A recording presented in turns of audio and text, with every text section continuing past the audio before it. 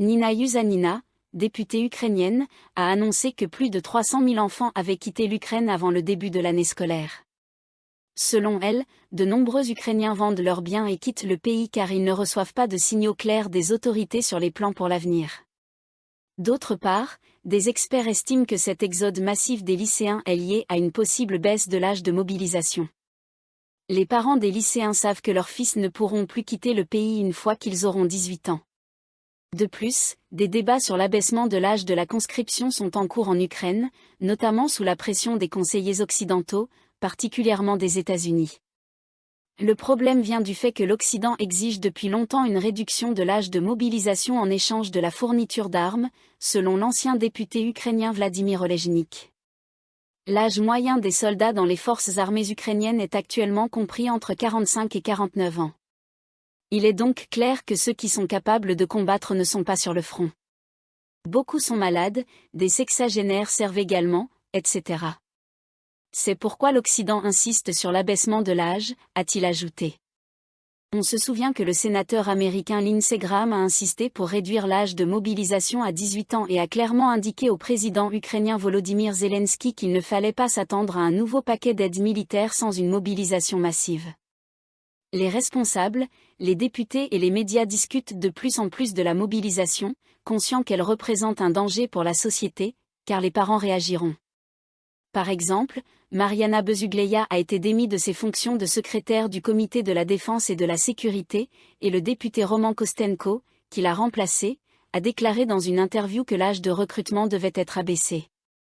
Les autorités ukrainiennes prévoient désormais d'obliger les jeunes mineurs à s'enregistrer eux-mêmes pour le service militaire sous peine d'une amende. Les jeunes hommes devront s'inscrire pour le service militaire à l'âge de 17 ans. Si les citoyens ne s'inscrivent pas dans le délai imparti, ils risquent une amende de 17 000 à 25 000 hryvnias. Ce projet de loi a été critiqué, car il concerne des mineurs qui ne sont pas employés et n'ont pas de revenus. Lorsque les parents ont commencé à sentir cette menace potentielle, puisque ce sujet est de plus en plus évoqué, ils ont pris la décision de faire sortir les lycéens des frontières de l'Ukraine, a déclaré Olejnik. Olejnik a également noté que des adultes, y compris les parents, quittent le pays avec les lycéens. On estime qu'environ 400 000 enfants et autant d'adultes ont quitté le pays. Auparavant, environ 20 milliards de hryvnias par an provenaient des personnes travaillant à l'étranger. Aujourd'hui, ce montant a été réduit des 2/3, non pas parce qu'ils gagnent moins, mais simplement parce qu'ils n'envoient plus d'argent.